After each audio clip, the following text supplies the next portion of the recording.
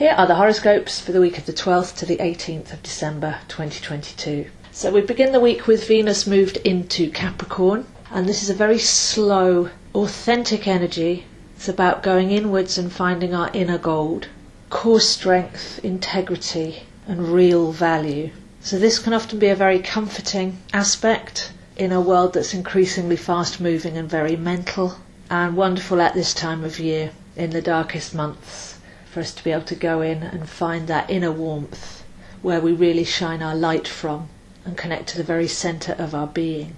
So a lovely stable energy there with Venus in Capricorn. But this week's pretty much ruled by Mercury. Mercury has moved into Capricorn as well, but by the 12th passes over the degree that it will retrograde back to. So we're in the awareness phase of Mercury retrograde in Capricorn.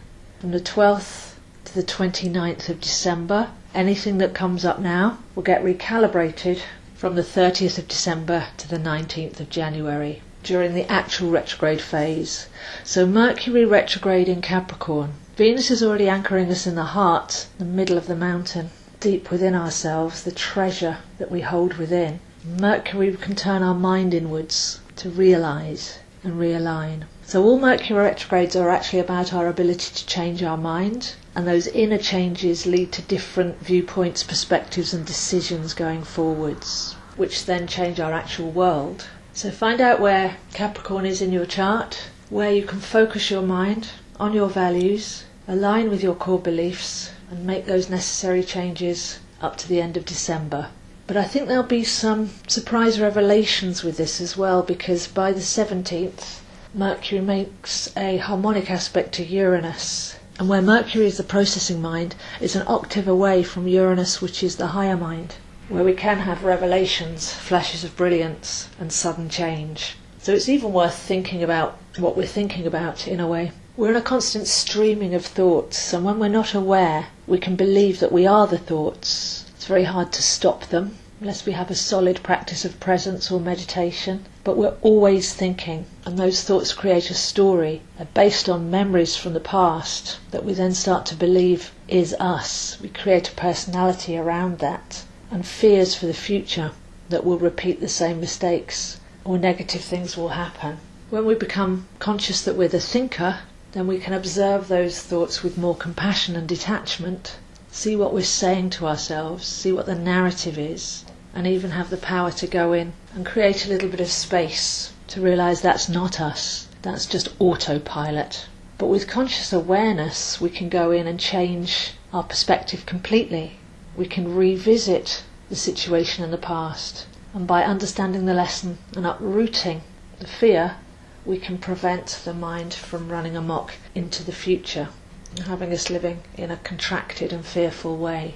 So there's alchemy that's possible here, every Mercury retrograde, but this one very deeply. You might be going very deeply into our past, our ancestry, our upbringing with Capricorn, to do some deep gardening and change the timeline. So the analogy here really is, imagine you're watching a movie, and there's times when we get caught up believing that we are the movie. We're engaged in what's happening on screen and the emotions that that creates. Once we become the conscious observer, then we remember that we are watching a movie and that everything's just happening, flickering across a screen in front of us, but we don't have to belong to it.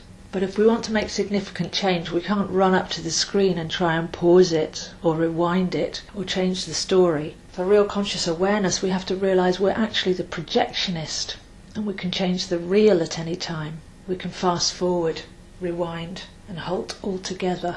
So a deep understanding of the mind, what it does to us, what stories are running, the lessons inherent within those stories, the fact that we don't need to belong to them and project them forwards. But also I feel here some very deep energies to finish off the year, to even know that you have the empowerment to change the whole story and to command a higher level of consciousness in the way that you view yourself and the world, and what your conscious awareness is actually contributing to can actually change reality itself. So super deep there. We've got a few weeks to really focus inwards, become the masters of our minds, find the treasure in the depths of our being with Venus, and hopefully have some flashes of inspiration in the process that will set us off on a much better track by mid-January. In the middle of the week we have the Sun making a square to Neptune. So a square is a tricky aspect, and I feel here there could be a tussle between the ego self and the spiritual self, really helping us dissolve any retention and raise our frequency to its highest possible expression. And within this, I think there's actually a gift as well, because as Jupiter spends the last week in Pisces before moving into Aries at the winter solstice next week, feeling around this Sun square Neptune and Jupiter summing things up is really, are our dreams big enough? We're learning to come out of a survival mentality and connect to our higher, deeper selves, use our imagination, maintain a high vibration and change our reality from deep within.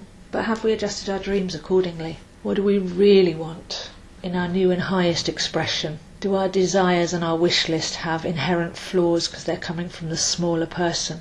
Are our desires housed more on the physical plane? New jobs, income, belongings, relationships, things like that. Can we actually go back to our goals and see if they have the spiritual component? Because setting intentions from this place would be more like commanding states of being, to live in peace, to thrive, to feel ecstatic, blissful, to create and share. It's a feeling and a sensation when we're setting intentions from our higher self, rather than a sense of lack and needing something on the material plane from the outside, or the emotional plane as well, regarding relationships.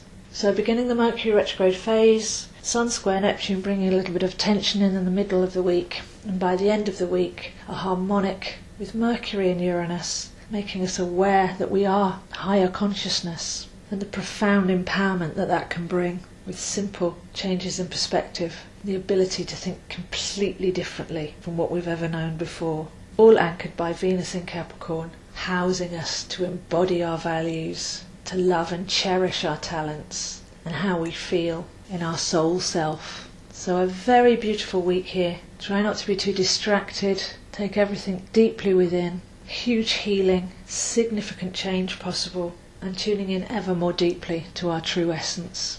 So if you'd like to see where this is happening for you, I am available, zoeahines7@gmail.com, for one-to-one readings, coaching and courses in astrology and tarot. And I offer all of this as gift vouchers as well, if you're looking for a lasting gift to give a loved one. These videos and more are on my YouTube channel, Zoeastro, and it would be wonderful if you could like and share to help get them out further. Or come and find me, AstroZo, on Facebook, zoeahines7 on Instagram. So we're heading towards the solstice. Jupiter will move into Aries, very different energy coming in. This week's very much wrapping it up and getting the gifts of everything that we've learned, with a stillness, with an integrity, with a realness that these planetary alignments bring. It feels peaceful, powerful and calm all at the same time. So those are the horoscopes for this week, and I'll see you next week.